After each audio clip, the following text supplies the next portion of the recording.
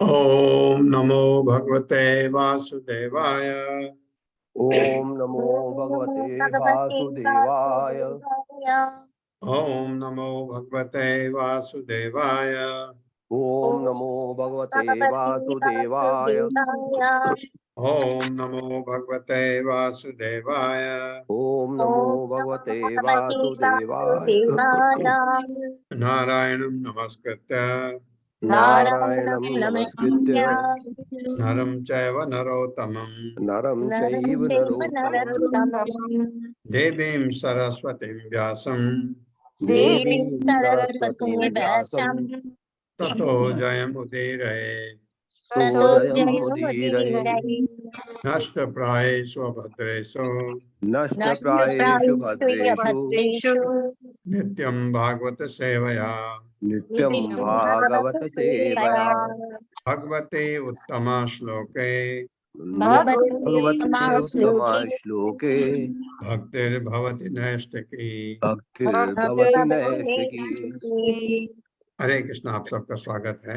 हरे कृष्णा प्रभु जी, दंडवत प्रणाम। तो पृथु महाराज को चार कुमार क्या क्या कह रहे हैं सुनते हैं आगे 29वें श्लोक से। निमित्ते सति सर्वत्र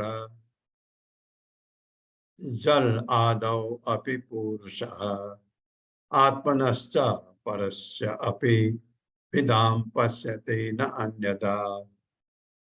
मेरे साथ, निमित्ते सति सर्वत्र निमित्ते सति सर्वत्र जल आदौ अपि पुरुषः जलादावपि पुरुषः आत्मनश्च परस्यापि आत्मनश्च विदाम पश्यति नान्यथा।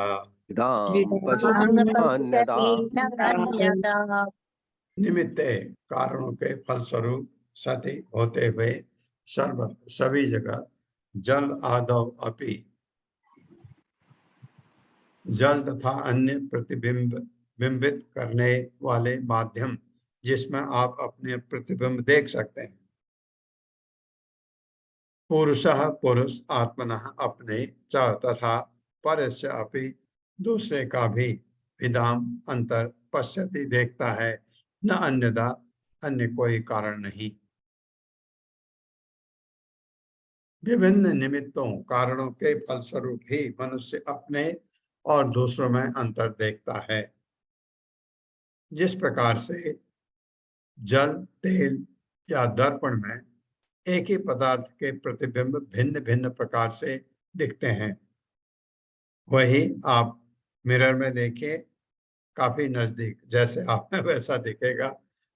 जल में देखिए भी करीब करीब दिखेगा, उतना अच्छा नहीं। तेल में और भी अच्छा नहीं दिखेगा।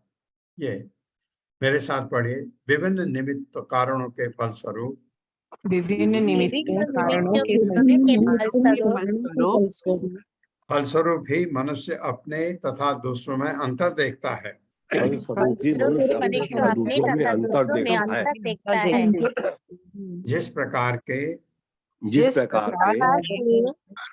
तेल या दर्पण में जल, तेल या दर्पण में एक ही पदार्थ के प्रतिबिंब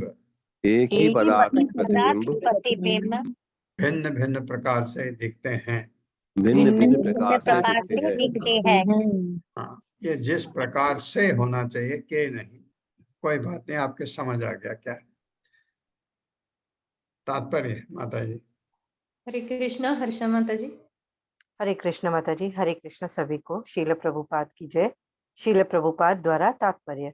आत्मा एक है और वह है भगवान। वह स्वांश तथा विज्ञांश में प्रकट होता है। जीव विज्ञांश है, विज्ञांश है। भगवान के विभिन्न अवतार स्वांश है।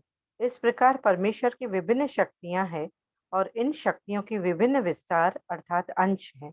इस प्रकार विभिन्न कारणों से एक ही तत्व भगवान के विभिन्न विस्तार हैं। यही असली ज्ञान है। किंतु जब जीव उपाधि से आवृत रहता है तो वह वैसे ही अनंतर जान पड़ता है जैसे जल, तेल या दर्पण में देखने पर अपने ही प्रतिबिंबों में अंतर जान पड़ता है। जब कोई वस्तु जल में प्रतिबिंबित होती है तो वह चल प्रतीत होती है, किंतु जब बर्फ में प्रतिबिंब होती है तो स्थिर लगती है। तेल से प्रतिबिंबित होने पर वह धुंधली जान पड़ती है। वस्तु एक है किंतु भिन्न अवस्थाओं में वह भिन्न प्रतीत होती है। यदि पात्रता कारण को निकाल लिया जाए तो सारी वस्तुएं एक ही प्रतीत होती हैं।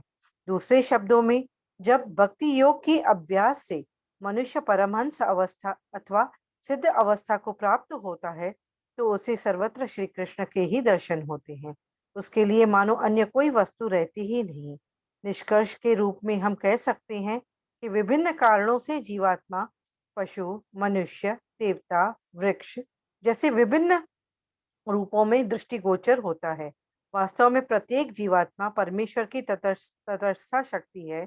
अतः भगवत गीता 5.18 में व्याख्या की गई है कि जो वास्तविक आत्मा के दर्शन कर लेता है उसे विद्वान, ब्राह्मण तथा कुत्ते, हाथी या गाय में कोई अंतर नहीं दिखता।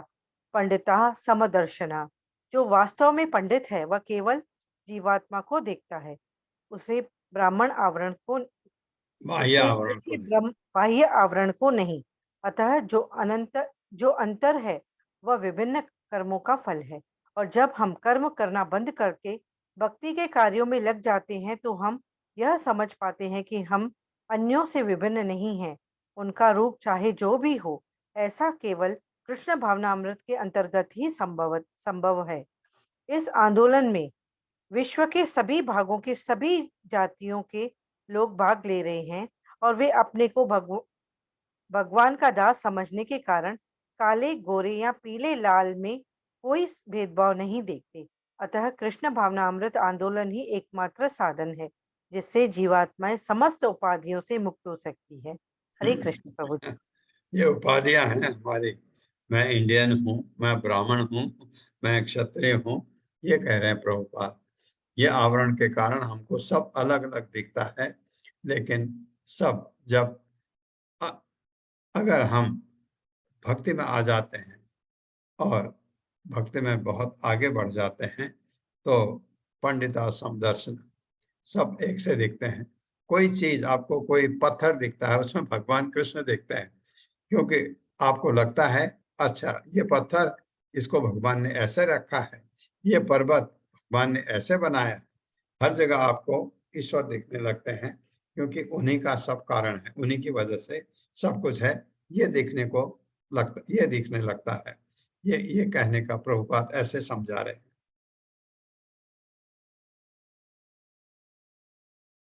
इंद्रिय विषयाकृष्ट आक्षेप्तम ध्यायताम मनः चेतनाम हरते बुद्धे स्तंभयो स्तंभः तोयम इव हृदय। तोयम मतलब पानी। इंद्रिय विषयाकृष्ट इन्द्रियैर्विषयाकृष्टैः आक्षेप्तम ध्यायताम मनः आक्षिप्तं ध्यायतां मनः चेतनाम हरते बुद्धे चेतनां हरते बुद्धिः स्तंभः तोयम इव हृदय। स्तम्भस्तोयमिव जात। शब्दार्थ है इंद्रिय, इंद्रियों के द्वारा विषय, विषय वस्तु आकृष्ट है, आकृष्ट होकर, आक्षिप्तम विचलित, ध्यायताम सदैव सोचते हुए, मनः मन, चेतनाम चेतना, हरते खो जाती है, बुद्धे बुद्धि की, स्तंभ बड़े बड़े तिनके, कुश आदि, तोयम जल, इव सदृश, हृदय झील, जलाशय से। जब मनुष्य का मन तथा इंद्रियां सुख भोग के हेतु विषय वस्तुओं के प्रति आकर्षित होते हैं, स्वाभाविक है, भौतिक जगत में यही होता है, तो मन विचलित हो जाता है। अगर आपको मन स्थिर नहीं रहता, अभी यहीं तक सोचते हैं, अभी भक्ति को छोड़ दीजिए, जब इन चीजों के पीछे हम रहते हैं तो मन कभी शांत नहीं होता। परिणाम स्वरूप लगातार विषय वस्तुओं का चिंतन करने से मनुष्य की असली कृष्ण चेतना वैसे ही खो जाती है, गायब हो जाती है। जैसे कि जलाशय के किनारे उगे हुए बड़ी बड़ी कुश घास होती ना, एक जैसी घास के द्वारा चूसे जाने के कारण जलाशय का जल, अगर बहुत कुछ घास उग गई जलाशय के चारों ओर, वो पानी को खींच लेती है अपने में, और पानी गायब जलाशय से, तो जलाशय का पानी गायब। वैसे ही हमारी कृष्ण चेतना गायब हो जाती है अगर हम इंद्र तृप्ति के लिए के विषयों से आकर्षित होते हैं। तो ये बहुत बड़ा इम्पेडिमेंट है हमारे भक्ति में। क्या? इंद्र तृप्ति और इंद्र विषय से हमारे इंद्रियों का आकर्षण स्वाभाविक है भौतिक जगत में, और उसको रोकना है हमने। जैसे आप जानते हैं कि किसी के हाथ में एक गड्डी है रुपयों की, आपके पास बिल्कुल पैसा नहीं है, आपको चाहिए वैसा आपके हाथ में होता, ये हमारा लालच है इस चीज के, तो उसको आप अपनी तरफ खींचने की कोशिश करते हैं। ये हमारा इंद्र विषय से इंद्रियों का आकर्षण इतना खतरनाक है, इसी को रोकना है। ये पहली अवस्था है। हालांकि ये कृष्ण भावनामृत में कहा जाता है रिजेक्टेड, आपका जो ये ऐसा इंद्र विषय की तरफ आकर्षण होता है, तो इसको यहाँ पर काफी मैंने डिस्कशन भी किया था इसके बारे में। मेरी बात उन्होंने नहीं सुनी, कहते हैं ये नहीं चलता, ये रिजेक्ट करना है, आप उसको एकदम काट दो। एकदम कभी कभी संभव नहीं होता है, तो आप क्या करें, आप उसका दमन कर सकते हैं, रोके उसको। आपको गुस्सा आता है, रोके अपने आप को, ये तो आपके बस में है। गुस्सा आया, गुस्सा एकदम नहीं जाता। जिस कुछ का ऐसा है, गुणों के हिसाब से होता है। कुछ में तमोगुण बहुत कम होता है, उनको अगर गुस्सा आया वो उसको इग्नोर कर सकते हैं, चलो कोई बात नहीं, ऐसे छोड़ सकते हैं, क्योंकि उसमें तम कम है और रजोगुण भी अगर कम है, तो उसके लिए तो गुस्सा फूकना बहुत इजी है। लेकिन जिसमें तमोगुण रजोगुण बहुत ज्यादा है, वो गुस्से को एकदम नहीं छोड़ सकता। उसके लिए उसको सप्रेस करना जरूरी है, दबाना जरूरी है। कोई आपकी ऐसी इच्छाएं हैं जो गलत हैं, उनको दबाना बहुत जरूरी है। और कृष्ण भावनामृत में कहते हैं उनको रिजेक्ट करो। अगर हमसे रिजेक्ट नहीं हो पाता तो क्या करें, तो उनको सप्रेस करना बहुत जरूरी है। सप्रेस करते करते, ये मैं अपनी तरफ से नहीं कह रहा हूं, मैंने एक किताब पढ़ी थी, उसमें लिखा था कि आप अपने गलत इच्छाओं को दबा के रखो, उनको दबाने का प्रयास करो, धीरे धीरे धीरे धीरे। जैसे आप गुस्सा बहुत आता है, गुस्से को रोके, आगे रोके, हर बार रोकिए, और आपको फिर क्या होता है, उसको रोकने का तरीका अभ्यास हो जाता है। अभ्यास है ना तो कौन था, अभ्यास तो बड़ी अच्छी चीज है। अभ्यास से आपको गुस्से को रोकना आ जाता है। जब रोकना आ जाता है, बहुत टाइम के बाद आपको उसको कंट्रोल करना आ जाता है। ये सबसे बड़ी बात है। आप कहते हैं ना गुस्से को पर कंट्रोल रखो, आ गया, आपको सीख लिया आपने कैसे, दमन करते करते सीख लिया। जब आपका कंट्रोल हो गया, उसके बाद फिर रिजेक्ट हो सकता है। ऐसे लिखा था कहीं, उसको मैं सोचता हूँ, जब हमसे एकदम रिजेक्ट नहीं होता, रिजेक्ट होता है वो बहुत ही बढ़िया बात है। नहीं रिजेक्ट होता है तो उसको दबा दबा करके, कंट्रोल करके रिजेक्ट करिए। ये जब मनुष्य का मन तथा इंद्रियां सुख भोग के हेतु विषय वस्तुओं के प्रति आकर्षित होते हैं, तो मन विचलित हो जाता है। परिणाम स्वरूप लगातार विषय वस्तुओं का चिंतन करने से मनुष्य की असली कृष्ण चेतना वैसे ही खो जाती है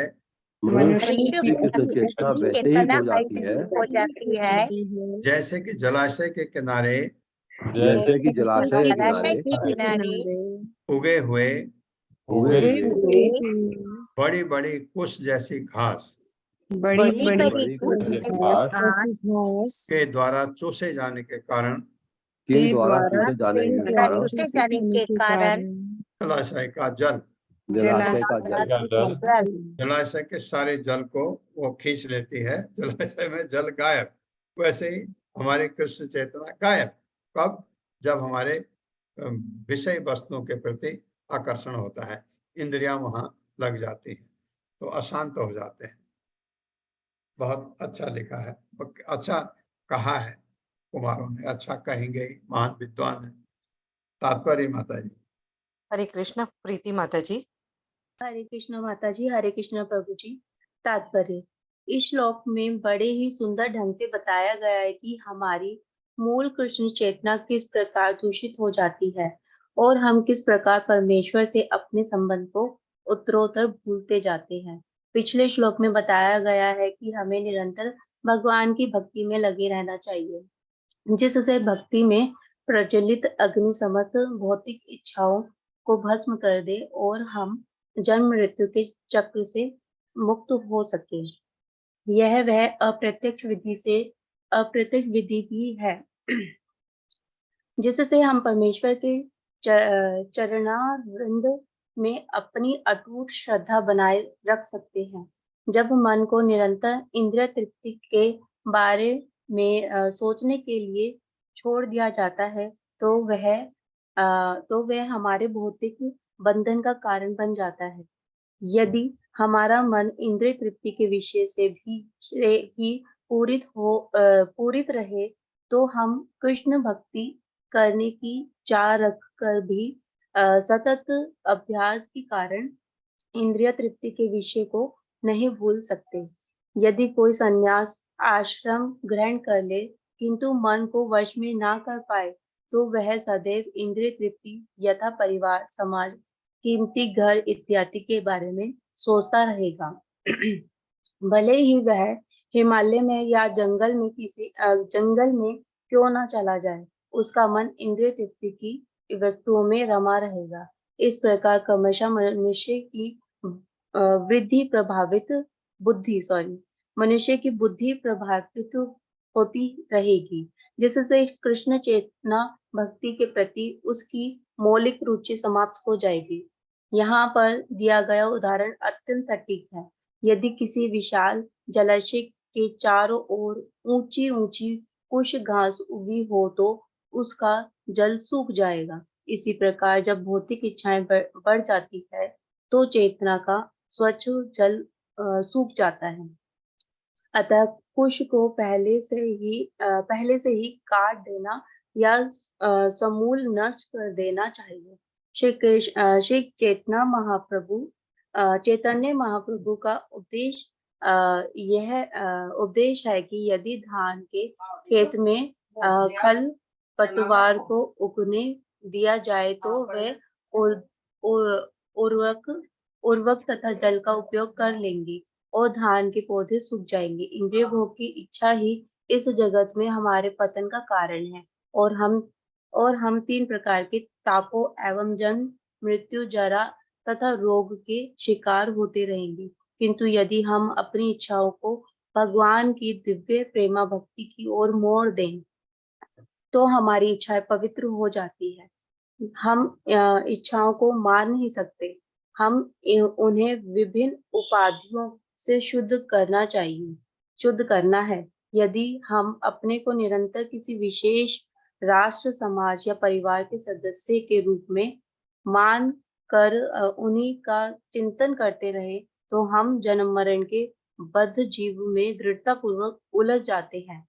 किंतु यदि हम हमारी इच्छाएं भगवान की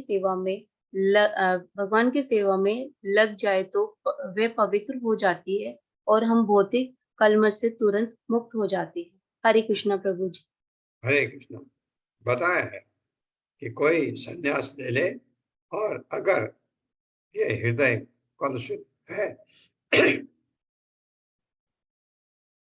क्योंकि जब तक हृदय का मैल धुलता नहीं है, काम सबसे बड़ा शत्रु, क्रोध नंबर 2, लोभ नंबर 3, और भी हैं 3 ये जब तक पूरे तरह से गायब नहीं हो जाते हैं तब तक संन्यास लेना भी नहीं चाहिए।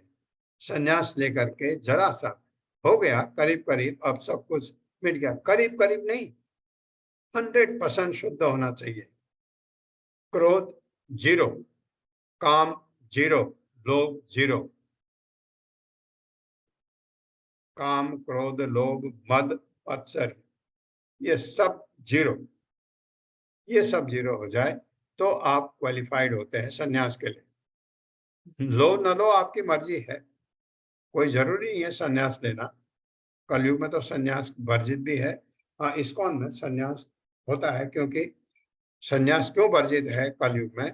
क्योंकि सन्यासी को कोई काम नहीं करना होता।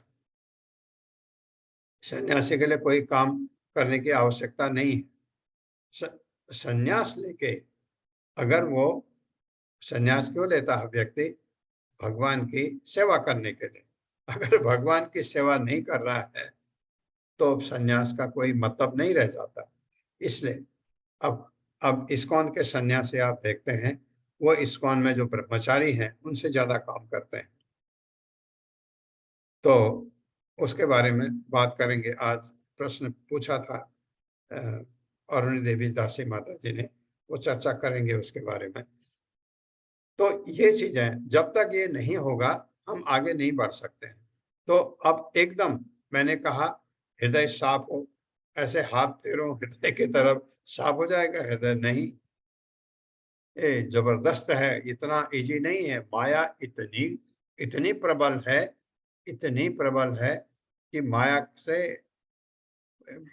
बहुत इजीली नहीं, हमारे बस का तो बिल्कुल नहीं है। लेकिन अगर हम भगवान की भक्ति में लगें, भक्ति में लगने से, क्योंकि माया भी भगवान की शक्ति है और जो हम कहते हैं भगवान की अंतरंगा शक्ति है। हरे कृष्ण महामंत्र जो है ये आध्यात्मिक है, ये स्पिरिचुअल है, इसकी शक्ति ज्यादा है माया से भी। तो ये मंत्र हम जपें, जैसे कहा गया कम से कम 16 माला जपें बिना अपराध के। माया हमको टच नहीं कर सकती, कभी नहीं। आप कहें मन को बस में, अवश्य होगा तब तब इसलिए हमको प्रभुपाद ने तरीका बताया कि जपो। चलो गलतियां होती हैं, होने दो, जपो जपो जपो जपो। अब अभ्यास करो, जब आप 16 माला जपने लग गए अच्छी तरह से, अब अभ्यास करो कि मन माला में रहे। ये उसके फिर तरीके हैं, कैसे? बहुत तरीके हैं माइंड कंट्रोल करने के, मन को बस में करने के, ये चीजें। तो भक्ति की तरफ अब आप क्वालिफाइड होते हैं, क्योंकि अब ये जो हमने कहा इंद्र विषय को मैंने आपको तरीका भी बताया था कि आप उसको सप्रेस करके कंट्रोल करिए, रिजेक्ट करिए। ऐसा कर सकते हैं, समय लगता है। भक्ति में आप रहते हैं, आपको इजी यहाँ से सहायता मिलती है। ये भी आप कर रहे हैं, वो भी आप कर रहे हैं, ये भी कर रहे हैं। सुबह नारद पंचाशर विधि से आरती भी कर रहे हैं, तो आपको ये सब चीजें मदद करती हैं आगे बढ़ने के लिए।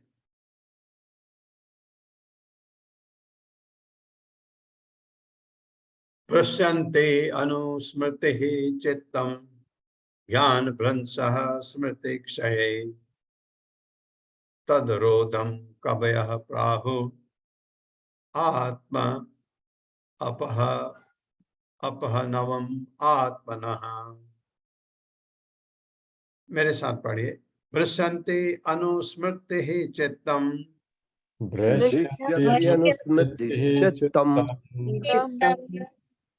ज्ञान भ्रंशः स्मृति क्षये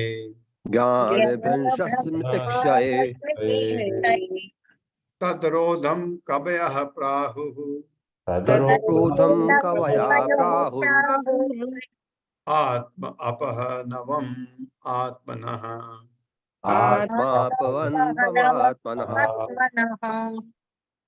अपहनवम है वो, मैं उसको धीरे से पढ़ा क्योंकि वो अपना हम बहुत कोशिश किया तो अच्छा लगा मेरे को। अपह है, ह पहले उच्चारण होता है, नौ उसके बाद होता है। अब आप कोशिश करके प्रैक्टिस करके जल्दी कर सकते हो। मुझे ऐसा लगा अपहनवम ही है वो, ऐसे आत्मना, आत्मा का। जब मनुष्य अपनी मूल चेतना से इधर उधर हटता है तो वह शब्दार्थ है पश्यति, विनष्ट हो जाती है। अनुस्मृति निरंतर चिंतन, चित्तम चेतना, ज्ञान भ्रंशः वास्तविक ज्ञान से विरहित, स्मृति क्षय स्मृति के विनाश से, तत्रोधम उस विधि का अवरुद्ध होना। कवयः बड़े बड़े पंडितों ने प्राहु विचार व्यक्त किया है। आत्मा का अपहनवम विनाश, आत्मना आत्मा का। जब मनुष्य अपनी मूल चेतना से इधर उधर हटता है तो वह न तो अपनी पूर्ववत स्थिति को स्मरण रख पाता है और न वर्तमान स्थिति को पहचान पाता है। स्मरण शक्ति के नष्ट हो जाने पर जितना भी ज्ञान अर्जित किया है वह झूठी आधारशिला पर टिका रहता है। जब ऐसी घटना घटती है तो पंडित जन कहते हैं कि आत्मा का विनाश हो गया। स्मृति भंसात बुद्धिनाशात प्रणश्यति। आपने भगवत गीता के दूसरे अध्याय का 63वां श्लोक मेरे साथ पढ़िए। जब मनुष्य अपनी मूल चेतना से जब मनुष्य अपनी मूल चेतना से इधर उधर हटता है इधर उधर हटता है तो वह न तो अपनी तो न तो अपनी पूर्व स्थिति को स्मरण रख पाता है पूर्व स्थिति को स्मरण रख पाता है और न वर्तमान स्थिति को पहचान पाता है। और न वर्तमान स्थिति को पहचान पाता है। स्मरण शक्ति के नष्ट हो जाने पर स्मरण शक्ति नष्ट हो जाने पर जितना भी ज्ञान अर्जित किया जाता है जितना भी ज्ञान अर्जित किया जाता है वह एक झूठी आधारशिला पर टिका रहता है। वो एक झूठी आधारशिला पर टिका रहता है।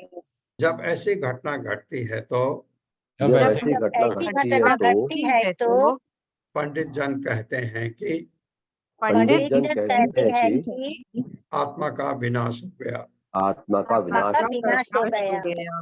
ये कहा जाता है। आपको ये मत सोचे आत्मा का नाश, आत्मा कभी नाश तो दूसरे अध्याय में पढ़ा है भगवत गीता के। आत्मा को कोई कुछ नहीं कर सकता, लेकिन कहा जाता है ऐसा। हम नहीं कहते हैं आत्मा तृप्त हो गई, आत्मा खुश हो गई। ये क्या आत्मा है, यूज करते हैं वैसे शब्द। ये पंडित जन कहते हैं आत्मा का विनाश हो गया, मतलब उस देह आत्मा का विनाश हो गया, ये कहा जाता है। तात्पर्य माता जी। हरे कृष्ण अत्रि माता जी।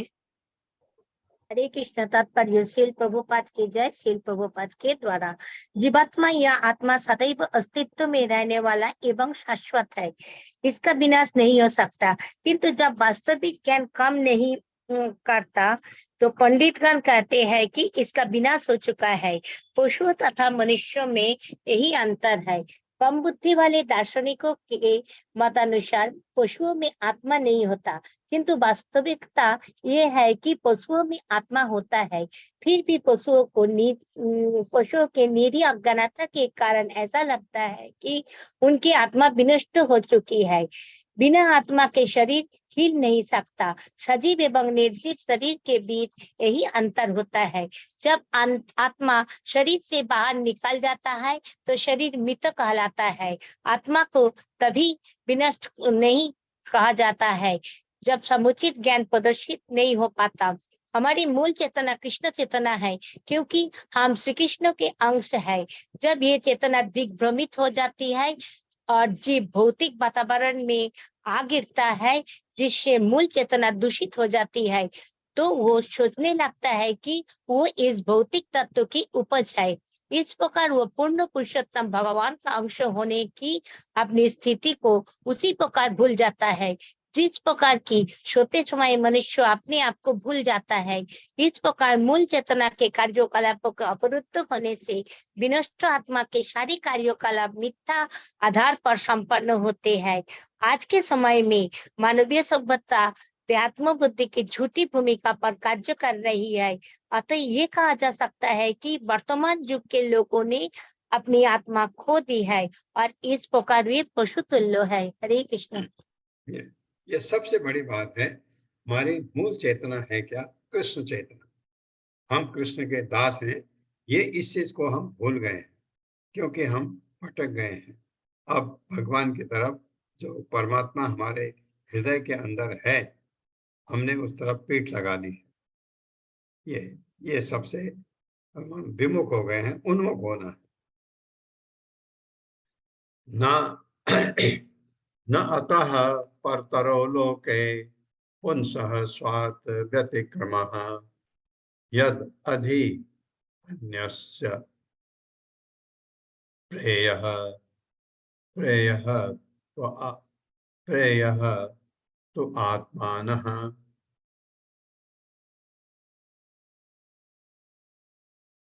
यद अधि अन्यस्य प्रेयः तो आत्मानः स्वव्यतिक्रमात्। मेरे साथ पढ़िए। न अतः परतरो लोके न यतः परतरो लोके परतरो लोके पुंसः स्वार्थ व्यतिक्रमः सः स्वार्थ व्यतिक्रमः व्यतिक्रमः यत अधि अन्यस्य प्रेयस्त्वम् यदन्यस्य प्रेयस्त्वम् अन्यस्य प्रियस्त्वम् आत्मनः स्वव्यतिक्रमात् आत्मनः स्वव्यतिक्रमात् न नहीं अतः इसके बाद परतरः बढ़कर लोके इस संसार में पुंसः जीवात्माओं का स्व अर्थ लाभ व्यतिक्रमः रुकावट यद अधि इसके आगे अन्यस्य दूसरों का प्रेयस्त्वम अधिक रुचिकर आत्मनः अपने लिए स्व अपना व्यतिक्रमात् रुकावट से आत्म साक्षात्कार की अपेक्षा अन्य विषय को अधिक रुचकर सोचना मनुष्य के अपने हित के लिए इससे बड़ी बाधा कोई नहीं होती है। यही होता है कि आत्म साक्षात्कार के बजाय हम सोचते हैं भौतिक जगत में ये चीजें हमारे लिए लाभप्रद हैं, ये हमारे लिए सबसे बड़ी बाधा होती है। मेरे साथ पढ़िए। आत्म साक्षात्कार की अपेक्षा अन्य विषयों को अधिक रुचकर सोचना अधिक रुचकर सोचना मनुष्य के अपने हित के लिए मनुष्य के अपने हित के लिए इससे बड़ी बाधा कोई नहीं होती है। इससे बड़ी बाधा कोई नहीं होती है। तात्पर्य माता जी। हरे कृष्ण। सुषमा माता जी। हरे कृष्ण माता जी। प्रभु जी हरे कृष्ण, दंडवत प्रणाम। श्री प्रभुपाद जी की जय। प्रभुपाद जी के द्वारा तात्पर्य।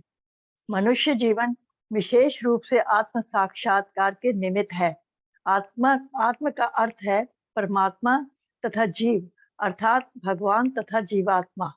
किंतु जब मनुष्य अपने शरीर तथा शारीरिक इंद्रिय तृप्ति में अधिक रुचि रखने लगता है तो वह आत्म साक्षात्कार के पथ पर अपने लिए अवरोध उत्पन्न कर लेता है। माया के प्रभाव से प्रभु जी एक मिनट। इंद्रिय तृप्ति से अधिक रुचि रखने लगता है तो वह आत्म साक्षात्कार के पथ पर अपने लिए अवरोध उत्पन्न कर लेता है। माया के प्रभाव से वह इंद्रिय तृप्ति में अधिक रस लेता है, जो इस संसार में आत्म साक्षात्कार के इच्छुक व्यक्तियों के लिए वर्जित है।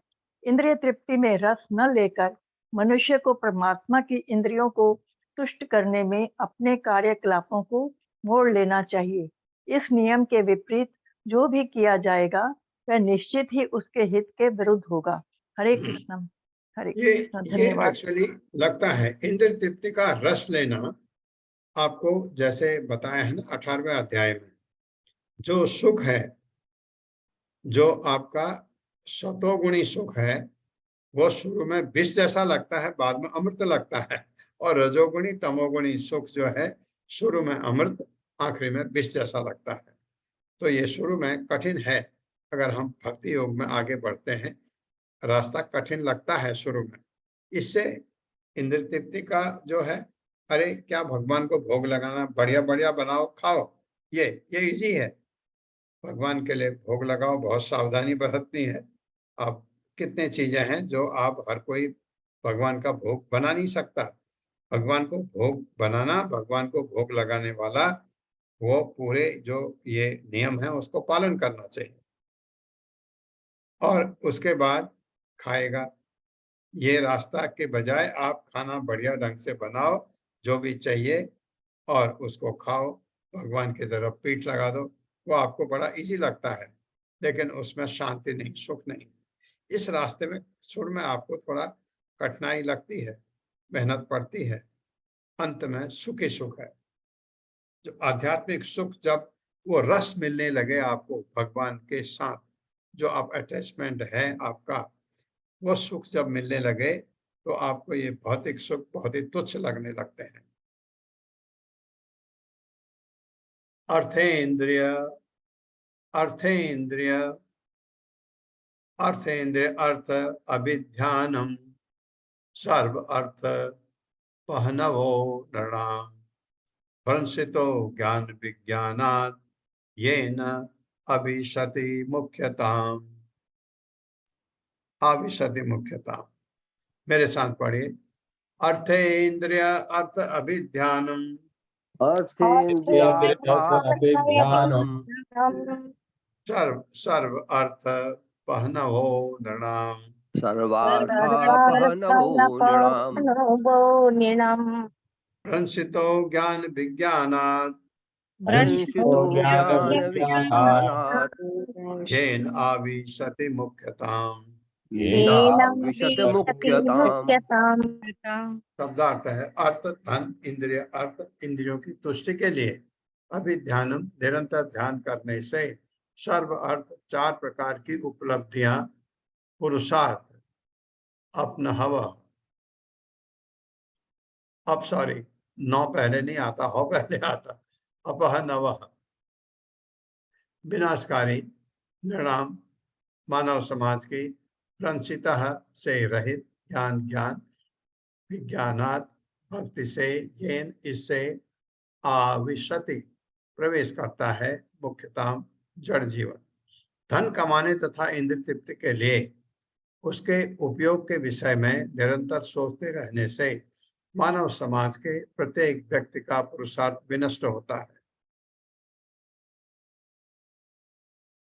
धन कमाया, इंद्रिय तृप्ति के लिए उसका खर्च किया, निरंतर सोचते रहने से ऐसा मानव समाज के प्रत्येक व्यक्ति का पुरुषार्थ नष्ट होता है। जब कोई ज्ञान तथा भक्ति से शून्य हो जाता है, वह वृक्षों तथा पत्थरों किसी जड़ योनियों में प्रवेश करता है। अगर भगवान से नाश्ता ही नहीं रहा आपका, तो आप पत्थर या वृक्ष के समान योनि में चले जाते हैं, ये कहा गया है भागवतम में। मेरे साथ पढ़िए। धन कमाने तथा इंद्रिय तृप्ति के लिए उसके उपयोग के विषय में निरंतर सोचते रहने से मानव समाज के प्रत्येक व्यक्ति का पुरुषार्थ विनष्ट होता है। जब कोई ज्ञान तथा भक्ति से शून्य हो जाता है,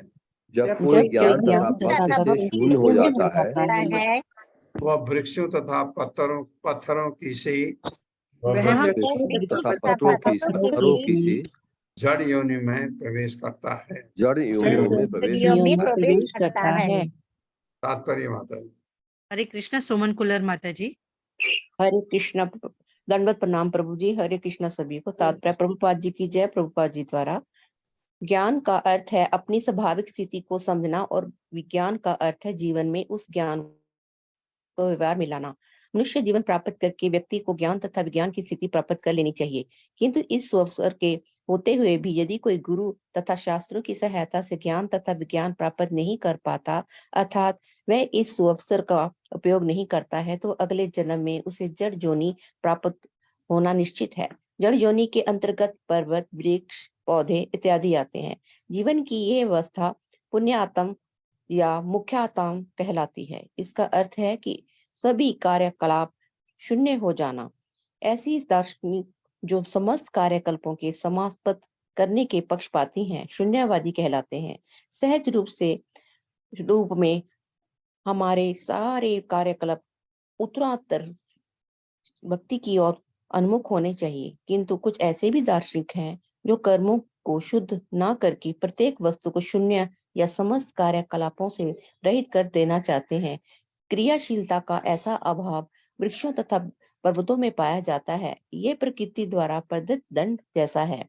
यदि हम आत्म साक्षात्कार के जीवन लक्ष्य को उचित ढंग से प्राप्त नहीं कर पाते, तो प्रकृति हमें वृक्ष तथा पर्वत के रूप में जड़ बनाकर दंड देगी। इसीलिए इंद्रिय तृप्ति की हेतु के लिए किए गए कर्मों को जहाँ भर्त्सना की गई है कि जो निरंतर धन अर्जन तथा इंद्रिय तृप्ति के विषय में सोचता रहता है, वह ऐसे पद पर असगर होता है क्यों आत्मघाती है। वस्तुतः समूचा मानव समाज इसी पथ का अनुसरण कर रहा है कि भीख मांग के चोरी करके अथवा उधार लेने से चाहे जिस प्रकार से धन आए, लोग धन कमाने तथा उसका उपयोग इंद्रिय तृप्ति करने में जुटे हुए हैं। ऐसी सभ्यता आत्म साक्षात्कार के पथ में सबसे बड़ी बाधा है। हरे कृष्णा। हरे कृष्ण माता। ये ऐसी प्रवृत्ति हमारे भक्ति में बहुत बाधक है। धन कमाना गलत नहीं है, आप अमीर बन जाते हैं, कोई गलत नहीं है। भगवान से जुड़े रहिए और जो आपका धन है उसका ज्यादा उपयोग भगवान की सेवा में लगाइए। आपको भगवान की कृपा है आपके ऊपर, आपको इसमें ये जो फायदा हो रहा है, अगर आपने भगवान की तरफ पेट लगा दी, दूसरे जन्म में आप कहाँ जाएंगे पता नहीं। तो इसलिए उसको कृष्ण भावनामृत में खुद भी लगे और उसको जो आपको ज्यादा पैसा फायदा होता है उसको उसमें इसके प्रचार, कृष्ण भावनामृत आंदोलन के प्रचार में खर्च करिए। न कुर्यात् कर्हिचित् संगम तमहते भ्रमति तेरिषुः धर्म अर्थ काम मोक्षाणाम यद अत्यंत विघातकम। मेरे साथ, न कुर्यात् कर्हिचित् संगम न कुर्यात् कर्हिचित् संगम तमहते भ्रमति तेरिषुः तमहति ब्रह्मविदितेरिषुः धर्म अर्थ काम मोक्षाणाम धर्मार्थ काम मोक्षाणाम यद अत्यंत विघातकम। यदत्यंत विघातकम। शब्दार्थ है ना, मत, कुर्यात करे, कर हिचित कभी भी, संगम संगति साथ, तमह अज्ञान। ये चार कुमार ये शिक्षा दे रहे हैं। तीव्रम मतलब सनत कुमार बोल रहे हैं, तेज गति से तिथिरिषु, ये पुरुष जो अज्ञान को पार करने के इच्छुक हैं, धर्म अर्थ आर्थिक विकास काम इंद्रिय तृप्ति मोक्षाणा मोक्ष का, यह जो अत्यंत अत्यधिक विघातकम बाधक तथा रुकावट है। जो अज्ञान के सागर को पार करने की प्रबल इच्छा रखते हैं उन्हें कभी भी तमोगुण के साथ नहीं जोड़ना चाहिए। तमोगुण तो हम में कभी होना ही नहीं चाहिए। हम अब भगवत गीता भागवतम पढ़ रहे हैं, अब तमोगुण में तो हमको कतई नहीं होना चाहिए। हाँ, रजोगुण में, क्योंकि आप भौतिक जगत में काम करते हैं, रजोगुण उतना ही, बाकी सतोगुण में होना चाहिए, क्योंकि सुखवादी कार्य धर्म अर्थ काम तथा मोक्ष के मार्ग में अत्यंत बाधक हैं। सुखवादी कार्य, मेरे साथ पढ़े, जो अज्ञान के सागर को पार करने की जो अज्ञान के सागर को पार करने की प्रबल इच्छा रखते हैं, उन्हें कभी भी तमोगुण के साथ नहीं जोड़ना चाहिए। तमोगुण के साथ नहीं जोड़ना चाहिए, क्योंकि सुखवादी कार्य धर्म, सुखवादी कार्य धर्म अर्थ काम तथा मोक्ष के मार्ग में अत्यंत बाधक हैं। तात्पर्य माता जी। हरे कृष्ण। सुमन लता माता जी। हरे कृष्ण प्रभु जी, सभी को हरे कृष्णा। शील प्रभुपाद जी की जय। तात्पर्य शील प्रभुपाद जी द्वारा। जीवन के 4 नियम हैं जो मनुष्य को धर्म के अनुसार रहने, समाज में अपनी स्थिति के अनुसार धन अर्जित करने, नियम के अनुसार विषय वस्तुओं को भोगने तथा इस भौतिक आसक्ति से मोक्ष के पथ में अग्रसर होने की अनुमति देते हैं। जब तक यह शरीर है, इन समस्त स्वार्थों पुरुषार्थों से पूरी तरह अलग रह पाना असंभव है, किंतु यह भी कहीं नहीं कहा गया कि मनुष्य केवल इंद्रिय तृप्तियों के लिए ही कार्य करे और इसी के लिए धन कमाए, सारे धार्मिक नियमों की बलि दे दे। आज के समय में मानव समाज को धर्म की तनिक भी चिंता नहीं है। वह तो धर्महीन आर्थिक विकास में परम दत्तचित्त है। उदाहरणार्थ, कसाई घरों में बंदिकों को आसानी से पैसा मिल जाता है, किंतु ऐसा धंधा धार्मिक नियमों पर आधारित नहीं है। इसी प्रकार इंद्रिय तृप्ति तथा काम वासना पूर्ति के लिए अनेक वैशाल्य और नाइट क्लब है। संभोग की छूट गृहस्थ जीवन में तो है, किंतु वैश्यागमन वर्जित है, क्योंकि हमारे सारे कार्यकलापों का लक्ष्य इस संसार के बंधन से छूटकर मोक्ष को प्राप्त करना है। इसी प्रकार भले ही सरकार मदिरालयों को खोलने का लाइसेंस दे दे, किंतु इसका अभिप्राय यह तो नहीं है कि वह निर्बाध रूप से मदिरालय खुलते जाए और अवैध शराब का धंधा हो। लाइसेंस देने का अभिप्राय प्रतिबंध लगाना है। किसी को चीनी, आटे, दूध का लाइसेंस नहीं लेना होता, क्योंकि इन वस्तुओं पर प्रतिबंध लगाने की आवश्यकता नहीं होती। दूसरे शब्दों में मनुष्य को यह सलाह दी जाती है कि वह इस प्रकार कार्य करे कि आध्यात्मिक जीवन तथा मोक्ष की नियमित प्रगति की प्रक्रिया बाधित न हो। अतः इंद्रिय तृप्ति की वैदिक विधि इस प्रकार नियोजित की जाती है कि आर्थिक विकास होता रहे, इंद्रिय तृप्ति भी हो तथा उसके साथ ही अंत में मोक्ष प्राप्त हो। वैदिक सभ्यता हमें शास्त्रों के रूप में सारा ज्ञान प्रदान करती है, और यदि हम शास्त्रों तथा गुरु के निर्देशन में नियमित जीवन बिताएं तो हमारी सारी भौतिक इच्छाएं पूरी हो जाएंगी और साथ ही हम मोक्ष प्राप्त कर सकेंगे। हरे कृष्णा प्रभु जी। हाँ, सभी को हरे कृष्ण। ये जो 4 आपने पढ़े अभी, धर्म, अर्थ, काम, मोक्ष। धर्म आप पहले से मानते हैं, अर्थ अपने पैसा कमाया खूब, और काम, धर्म, अर्थ, काम, फिर उसको काम का मतलब इंद्रिय तृप्ति वो भी किया। उसके बाद उसी से चिपके रहना गलत है, और होता यही है, लोग उस ऐश्वर्य को छोड़ ही नहीं पाते हैं।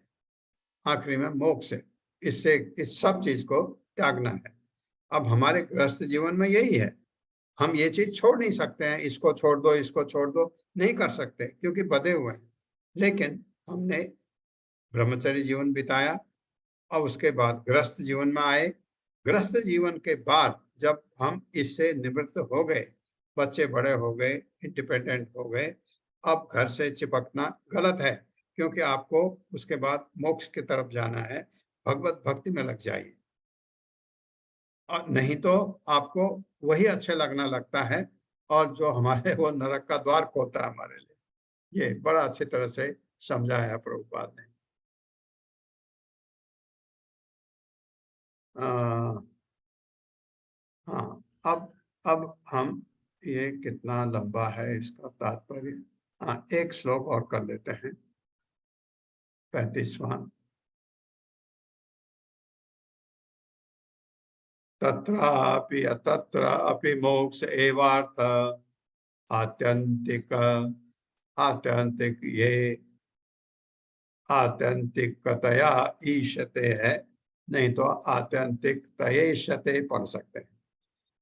तय वर्ग्यो अर्थो यतो नित्यम कृतांत भय संयुतः। मेरे साथ पढ़िए। तत्रापि मोक्ष एवार्थ तत्रापि मोक्ष एवार्थ आत्यंतिकतया ईशते। आत्यन्तिकतये तय वर्ग अर्थो यतो नित्यम कृतांत भय संयुक्तः। शब्दार्थ है तत्र वहां अपि भी मोक्ष एवं निश्चय ही अर्थ के हेतु आत्यंतिकतया सर्वाधिक महत्वपूर्ण ईशते ग्रहण करे। त्रय वर्ग अन्य 3 अर्थात धर्म, अर्थ तथा काम। अर्थ हित पुरुषार्थ, यतः जिससे नित्यम नियमित रूप से कृत अंत मृत्यु भय डर संयुक्त संलग्न। चारों पुरुषार्थ अर्थात धर्म, अर्थ, काम, मोक्ष में से मोक्ष को अत्यंत गंभीरता पूर्वक ग्रहण करना चाहिए। अन्य 3 तो प्रकृति के कठोर नियम अर्थात काल द्वारा नाशवान हैं। 3 तो नाशवान है। यहाँ चौथा पाठ जो आपने करना है कि मोक्ष के तरफ, जो भक्ति की तरफ लग जाइए, तो ये बहुत जरूरी है, ये भूल जाते हैं। मेरे साथ पढ़िए। चारों पुरुषार्थ अर्थात धर्म, अर्थ, काम तथा मोक्ष। अर्थात धर्म, अर्थ, काम काम तथा तथा मोक्ष में से मोक्ष को अत्यंत गंभीरता पूर्वक ग्रहण करना चाहिए। में से मोक्ष को अत्यंत गंभीरतापूर्वक ग्रहण करना चाहिए। करना चाहिए। अन्य तीन तो प्रकृति के कठोर नियम, अन्य अन्य तीन तो तीन तो प्रकृति के प्रकृति के कठोर कठोर नियम नियम अर्थात काल द्वारा नाशवान है। अर्थात काल द्वारा द्वारा नाशवान है। नाशवान है। वो तो सब बेकार है। अब यहाँ जब आए आप, जब चौथा पार्ट आया मोक्ष वाला, मोक्ष में सब क्या है, भक्ति में लग करके हम मोक्ष नहीं चाहिए, लेकिन भक्ति में लग करके मोक्ष चाहिए। मोक्ष का मतलब भगवत धाम जाना भी होता है, परमात्मा के पास जाना भी होता है, और मोक्ष का मतलब भगवान से एकाकार करना भी होता है, जो निर्विशेषवादी करते हैं। इसलिए कह रहा हूँ भक्ति। तात्पर्य माता जी। हरे कृष्ण। आईफोन माता जी, प्रभु जी, जो भी। हरे कृष्णा। दंडवत प्रणाम प्रभु जी, माता जी। श्री प्रसाद की जय। तात्पर्य श्री प्रसाद के द्वारा मोक्ष को अन्य तीन पुरुषार्थों की अपेक्षा अधिक गंभीरता पूर्वक ग्रहण करना चाहिए। जैसा कि शील सूत गोस्वामी ने श्रीमद् भागवतम के प्रारंभ में उपदेश दिया है कि धर्म आर्थिक विकास की सफलता पर अवलंबित नहीं है। क्योंकि हम इंद्रिय तृप्ति में अधिक आसक्त रहते हैं, अतः हम मंदिर या गिरजाघर में ईश्वर के पास किसी न किसी आर्थिक कारण से जाते हैं। किंतु आर्थिक विकास का अर्थ इंद्रिय तृप्ति नहीं है। हमें चाहिए कि इन सब में ऐसा सामंजस्य करें कि हमें मोक्ष प्राप्त हो सके। इसलिए इस श्लोक में मोक्ष पर बल दिया गया है। अन्य तीन पुरुषार्थ भौतिक होने के कारण नश्वर हैं। इस जीवन में बैंक के किसी प्रचुर धन संचित कर लेने पर तथा अनेक वस्तुओं का स्वामी बन जाने पर भी सारी वस्तुएं मृत्यु के साथ ही समाप्त हो जाएंगी। श्री भगवद गीता में कहा गया है कि मृत्यु तो श्री भगवान है, जो भौतिकवादी मनुष्य द्वारा अर्जित सारी वस्तुएं अपने साथ ले जाती हैं। मूर्खतावश हम इनकी ओर ध्यान नहीं देते। मूर्खतावश ना तो हम मृत्यु से डरते हैं, ना ही हम इसका विचार करते हैं कि मृत्यु अपने साथ धर्म, अर्थ तथा काम के द्वारा अर्जित प्रत्येक वस्तु को ले जाएगी। धर्म या पुण्य कर्मों के द्वारा हमें स्वर्ग की प्राप्त हो सकती है, किंतु इसका अर्थ यह नहीं होता कि जन्म, मृत्यु, जरा तथा रोग के चंगुल से हमें छुटकारा मिल गया है। तात्पर्य यह है कि हम त्रैवर्ग, धर्म, अर्थ तथा काम के अपने अपने स्वार्थों की बलि तो कर सकते हैं, किंतु मोक्ष की नहीं। मोक्ष के संबंध में श्रीमद् भगवद गीता 4 अध्याय 9वें श्लोक में कहा गया है, त्वक्ता देहम पुनर्जन्म नयति। मोक्ष का अर्थ यह होता है कि शरीर को त्यागने के बाद मनुष्य को दूसरा शरीर ग्रहण नहीं करना होता है। निर्विशेषवादियों के लिए मोक्ष का अर्थ है निर्गुण ब्रह्म से तादात्म्य, किंतु वास्तव में ये मोक्ष नहीं है, क्योंकि मनुष्य को उस निर्गुण पद से पुनः इस भौतिक संसार में नीचे आना होता है। अतः मनुष्य को चाहिए कि पूर्ण पुरुषोत्तम भगवान की शरण खोजे और उनकी भक्ति में लग जाए। यही असली मोक्ष है। अतः निष्कर्ष ये है कि हमें पुण्य कर्म, आर्थिक विकास तथा इंद्रिय तत्व पर बल नहीं देना चाहिए। हमें तो भगवान श्री विष्णु के दिव्य धाम पहुंचने की चिंता करनी चाहिए, जिसमें से गोलोक वृंदावन सबसे ऊपर है और वहां भगवान श्री कृष्ण निवास करते हैं। अतः मोक्ष की इच्छुक लोगों के लिए यह कृष्णा भावनामृत आंदोलन सबसे बड़ा उपहार है। हरे कृष्ण प्रभु जी। हरे कृष्ण माता जी। दंडवत प्रणाम। डॉक्टर सुशील गुप्ता बोला था। हरे कृष्ण। हरे कृष्णा। ये जो सबसे अच्छी बात इसमें क्या है, आप किसकी शरण में हैं? प्रभुपाद की। आप प्रभुपाद के शिष्य की शरण में हैं। हम लोग तो प्रभुपाद को मिले ही नहीं, उनके जो शिष्य हैं उनके शरण में हैं, और वो प्रभुपाद के शरण में है। प्रभुपाद भगवान कृष्ण के शरण में है। तो अगर आप प्रभुपाद के कहे हिसाब से भक्ति करेंगे जो उन्होंने कहा करो, करेंगे, तो आप गोलोक वृंदावन जाएंगे, पक्की बात है। लेकिन वैकुंठ भी गए तो कोई नहीं, अगर आपको है कि कहने मुझे तो कृष्ण के धाम जाना है, लेकिन मिला आपको वैकुंठ तो भी वैकुंठ से कृष्ण धाम जाने में देर नहीं लगती है, इजीली, वहां कोई दिक्कत नहीं आती। ये सबसे हमारे लिए बड़ी बात है कि हम, ये बहुत कठिन मार्ग है। जैसे आप देखते हैं ये करो, ये करो, ये करो। कितना कठिन लग रहा है आपको, लेकिन चैतन्य महाप्रभु ने हमारे लिए बहुत सरल बना दिया। उन्होंने कहा ये करो, और प्रभुपाद ने हमको बता दिया बस इतना करो, इतना करके मैं ले जाऊंगा तुम। प्रभुपाद ने डिक्लेयर किया है, घोषित किया है, इतना करो वैकुंठ मैं ले जाऊंगा। प्रभुपाद ने कहा है। प्रभुपाद भगवान के महान भक्त, सच्चे भक्त। तो उन्होंने कहा है भक्त ने अगर कह दिया ये होगा, भगवान को करना पड़ेगा। अगर हम इतना करें जितना प्रभुपाद ने कहा है तो हम वैकुंठ अवश्य जा सकते हैं। इस चीज को मन में, इसमें आपको डाउट नहीं होना चाहिए। अब मैं ओम अज्ञान तिम्रांधस्य ज्ञानांजन शलाकया चक्षुरुन्मिलितं तस्मै श्री गुरवे नमः। नमो विष्णुपादाय कृष्णपृष्ठाय भूतले श्रीमते भक्तिवेदांत स्वामिनिति नामिने। नमस्ते सारस्वती देवे गौरवाणी प्रचारिणे निर्विशेष शून्यवादी पाश्चात्य देशतारिणे। जय हो श्री कृष्ण चैतन्य प्रभु नित्यानंद श्री अद्वैत गदाधर शिवासादि गौर भक्तवृंद। हरे कृष्णा कृष्ण कृष्ण हरे हरे, हरे राम राम राम हरे हरे। हरे कृष्णा